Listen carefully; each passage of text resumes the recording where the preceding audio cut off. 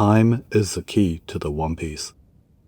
In the previous part of the series, I alluded to the importance of time depicted in the 1138 mural, but let's now do a full dive. Oda the Goda, born on January 1st, the first day of the new year, and also on Ace's birthday. If I was right before, One Piece might be a story about Christmas, a celebration marking the end of the year.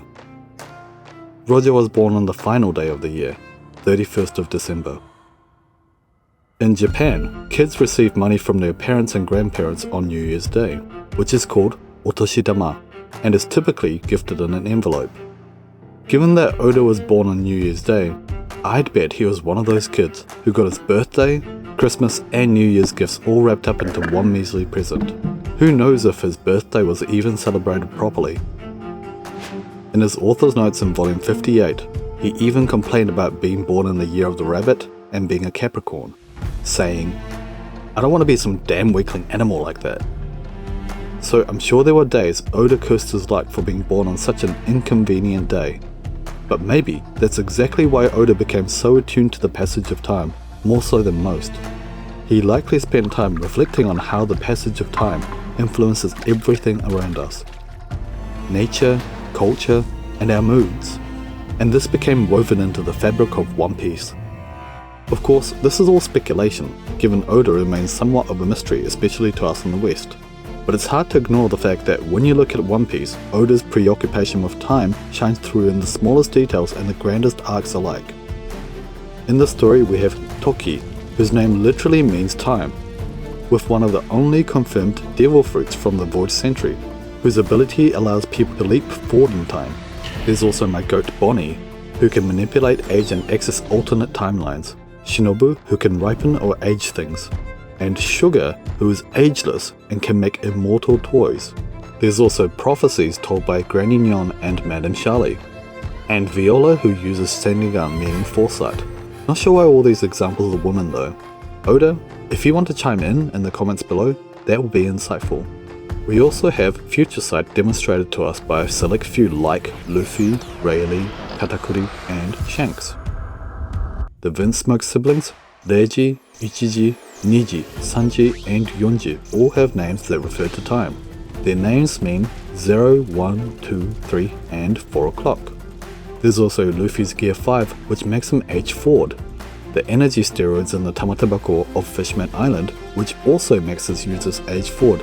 The Mink Sulong form, which accesses the memories of their race from a distant past. And there's also the pill-popping baby Giza Chopper. Even the countless famous lines in the manga referencing the different eras. This era, that era, or the new era.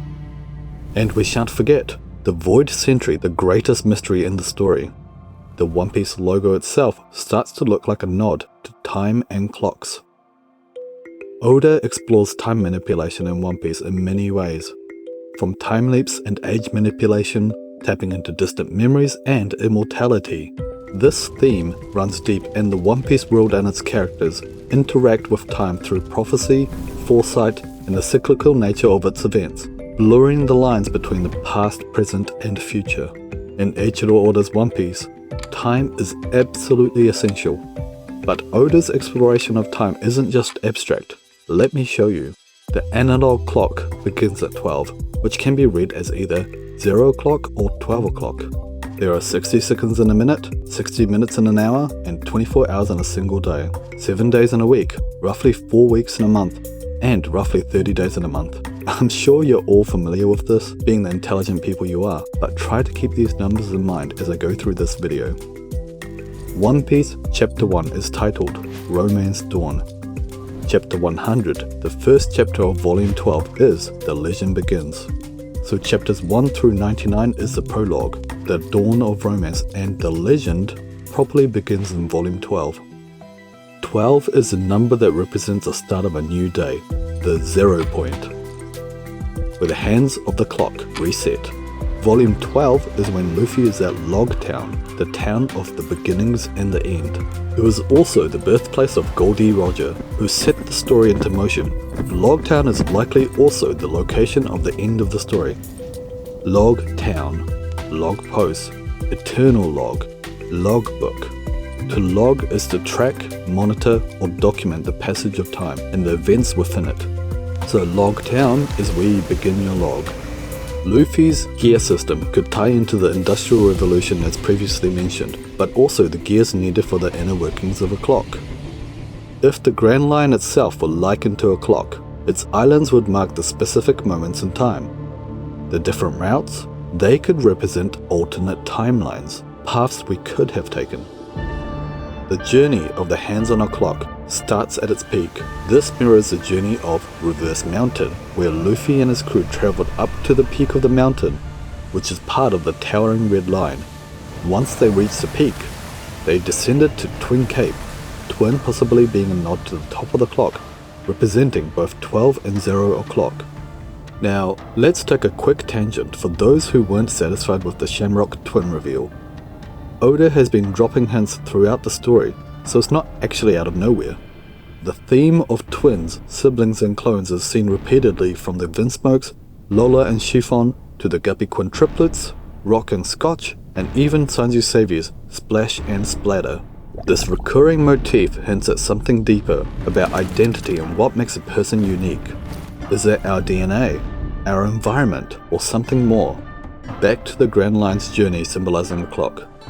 When we reach the halfway point of the Grand Line at Sabaody, we then travel to the lowest point of our journey, 10,000 meters below sea level, representing 6 o'clock, the lowest point of the hour hand. Once we left the island, we began our journey back up, just like the hour hand rising again. If we consider the remnants of the Roger pirates who awaited Luffy at the start, middle, and end of the Grand Line, or how Roger circumnavigated it almost twice, or even that Roger died 24 years ago, we can see how this ties into the hour hand, circumnavigating twice on a 24-hour cycle. The theme of time plays a role in every arc of the story.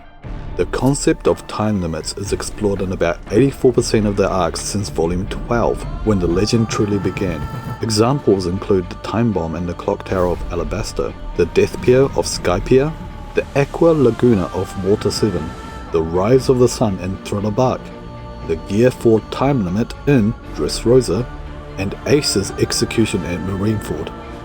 Are you starting to see just how deep the themes of time run in One Piece? Exactly 60 volumes after Romance Dawn, Volume 1, we got Romance Dawn for the New World, whose cover mirrors that of Volume 1.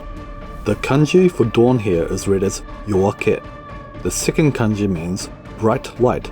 It's also read as Akira, as in Akira Toriyama, a godly figure in Eiichiro Oda's eyes, living in a different plane of existence. Bringing it back to the New Year's Day, Oda's birthday, it's also the only kanji used in the phrase for Happy New Year in Japanese, which is Akemashite omedetou. This kanji is also made up of the characters for sun and moon.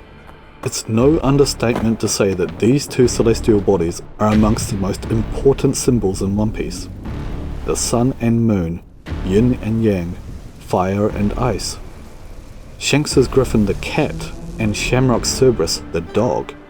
The Sun Pirates, and Pedro's Nox Pirates with Nox meaning night. Sanji and Zoro, Kagara and Noland, Luffy versus Blackbeard, Joyboy versus Emu. And of course, the sun and moon represent time itself. Ancient cultures primarily measured time through the movement of the sun, moon, and the planets, giving birth to the lunar and solar calendars. In Japanese, the word for day is sun, and the word for month is moon. When it comes to the days of the week, both English and Japanese share the same roots. Monday, the start of the week, is Moon Day, and Sunday, the end of the week, is Sunday. Tuesday, Wednesday, Thursday, Friday, and Saturday in English are derived from the names of Norse gods, whose planets are Mars, Mercury, Jupiter, and Saturn. In Japanese, these planets are Fire Planet, Water Planet, Tree Planet, Gold Planet, and Ground Planet. The days of the week are also Moon Day, Fire Day, Water Day, Tree Day, Gold Day, Ground Day, and Sunday. So why does this matter? Oda's original pen name during his high school years was Tsukihimizu Kikondo, which literally translates to moon, fire, water, tree, gold, ground, essentially the days of the week in chronological order, excluding the sun. The Gorosei originally represented the 5 planets, but with Saturn replaced by the moon, it completed Oda's old pen name. Oda's birthday, log, gear, sun and moon, romance dawn, the legend begins, reverse mountain, Sabaudi archipelago, time limits, time manipulation, the days of the week. Do I need to explain further? Well, it doesn't matter, I'm going to explain further. Now let's go a level deeper. Luffy, the sun god's birthday is on May 5th, 5-5. The number 5 represents a halfway point, an equilibrium. It's a perfect split of a whole, reflected in Blackbeard and Ace, Roger and Whitebeard, and Akainu and Kuzan in Punk Hazard. There's even level 5.5 in Impel Down, which is between level 5, the freezing hell, time at a standstill, and level 6, the infinite hell, eternal time. Luffy is dubbed the 5th Emperor. His Gear 5 form is the Sun God Nika form. The katakana for Nika can morph to read 5 in kanji. And with his birthday being 5-5, Luffy represents equilibrium, perhaps half sun, half moon. But here's where it gets spicier. In Japanese, 5-5 is gogo, which phonetically means afternoon, the part of the day starting at 12 o'clock. So Luffy, being the sun god, is represented by a birthday that points to the time of day when the sun is at its peak. That's the level of spice we'd expect from Oda. Another thing, 12 in kanji is written as Juni. When you morph the kanji together, you get O, which means king, linking to Luffy's goal of becoming the pirate king. Or, also funnily enough, sounds like the English letter O, which looks like the number 0. This is something Oda clearly picked up on too, since chapter 210 is titled 0, and the following chapter 211 is titled O, meaning king.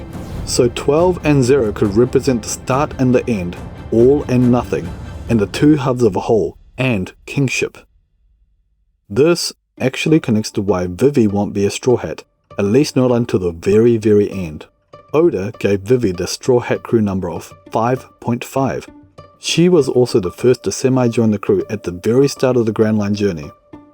Her name Vivi phonetically sounds like VV, which is 5-5 in Roman numerals. VIVI is also 6-6, which gives us 12, and 12 is written as XII, which can be split and morphed to spell Vivi as well. She's also the queen of a kingdom represented by the sun and a member of the D clan. Ds generally don't join another D's crew, and Vivi has far too many overlaps with Luffy. She could be a co-captain in the end, but she's not likely to join until then. The girl is too goated. So 5-5 links to the afternoon and therefore 12. The 12 hours of an analog clock. The 12 moon cycles of a solar year represented by the 12th month. The 12 stars on the EU flag. The 12 Olympians including Apollo the sun god. Christmas the 12th month. And the 12 apostles of Jesus. We have the Chinese zodiac with its 12 animals, each represented by an admiral or admiral candidate. If you'd like, you can pause the video here if you're curious about my predictions for the missing admirals and who they'll be. So, the Chinese zodiac represents the marine admirals, but what about the 12 Western zodiacs? In the past, I speculated that there will be 12 God's nights like the 12 holy nights of Christmas. But what if they're also the 12 signs of the Western zodiac and 12 Chinese zodiacs combined? For instance, Shamrock could be Gemini and the dog, since he has a twin brother Shanks and has a Cerberus sword, and Gunko could be Sagittarius with her arrow attacks and the rooster. If the next God's Night can be assigned one of the other star signs from each zodiac system, I think we're on the right track. It would also be fitting that they serve the Gorosei, who represent the 5 classical planets, since historically the 5 planets along with the sun and moon ruled the 12 zodiac signs. There are also the 12 contenders aiming for the One Piece, the 12 Worst Generation, the 12 days of fasting during the winter solstice in Elbaf, and the 9 red scabbards along with Izo, Shinobu and Momo or Oden, making a total of 12 individuals. Sun characters like Luffy and Vivi represent 12, and Moon characters represent 0.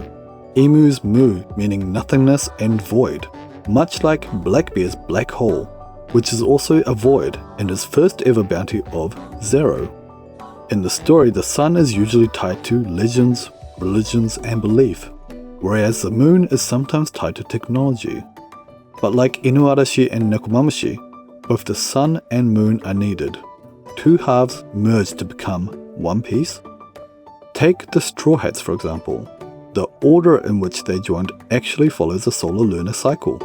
It started with Luffy, the sun. Then Zoro joined, the moon. Then Nami, who is tied to lions and sunflowers, the sun. Then Usopp, who is from Gecko Island, Gecko meaning moonlight, so the moon. Then came Sanji, the sun. Chopper was next, the moon. Then Robin, aka Miss All Sunday, the sun. Frankie soon followed, the moon. On the 8th member, the pattern flips. Brook, the moon. Jinbei of the Sun Pirates, the sun. So if my theory is correct, the next Straw Hat to join should be represented by the moon. It would also be fitting if Luffy ends up with 11 crewmates, making 12 members in total. Oda clearly wants to depict time as a missing piece of a puzzle, and perhaps the key to unlocking what the One Piece is. I suppose I can't put this off any further. I need to stay true to the title of this video and explain what the bloody hell is on Laugh Tale. This is the point of no return. From here on out, we're diving straight into the truth about the One Piece. Feel free to stop watching the series here if you're worried about being spoiled. So, are you ready? The Hitotsunagi no Daihiho, the One Piece, is held in Laugh Tale within a temple of the sun.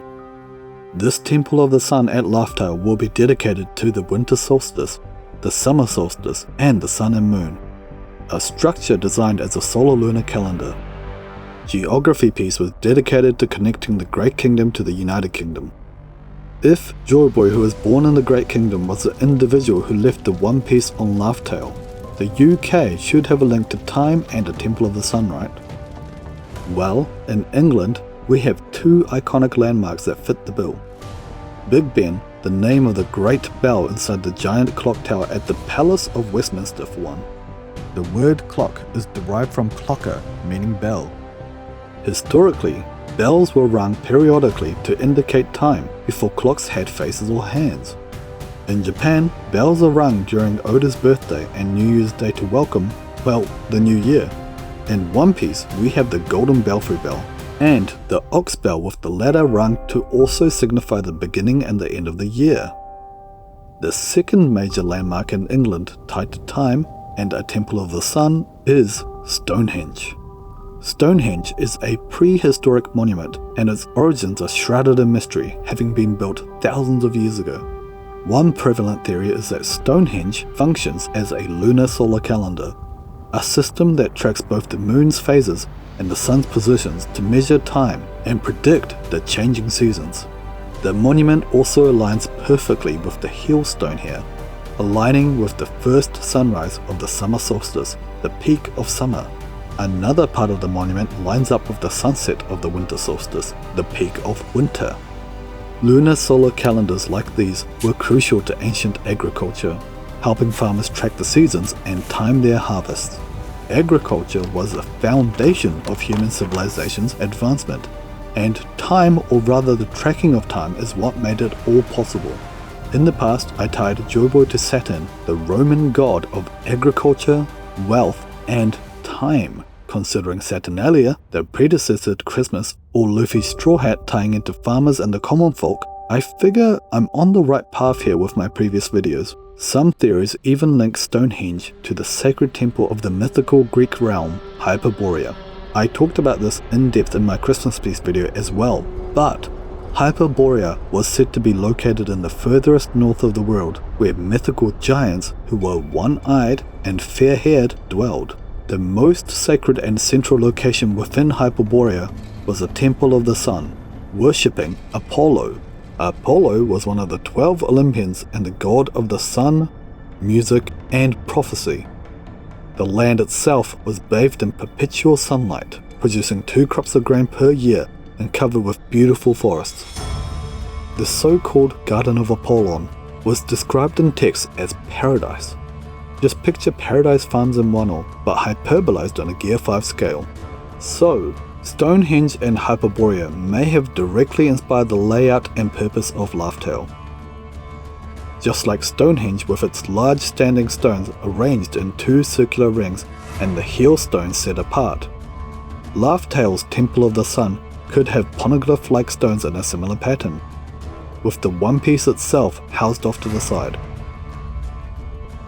I talked in the past about Oda's habit of designing islands with a large island and a smaller island placed next to it, like Skypiea, Dressrosa, Wano, and Fishman Island. But there's also the mysterious layout of Enies Lobby, which looks similar in design to the Stonehenge. While we're at it, there are plenty of structures in One Piece that tie into time. Water 7 and its docks, Long Ring Longland, and the Thousand Sunnies soldier dock system ranging from 0 to 6, all representing elements of an analog clock. But let's bring it back around to Laugh Tale and the Temple of the Sun, or rather, the Temple of Nika, and why I believe Luffy will be the key to getting there. The word for time in Japanese is jikan.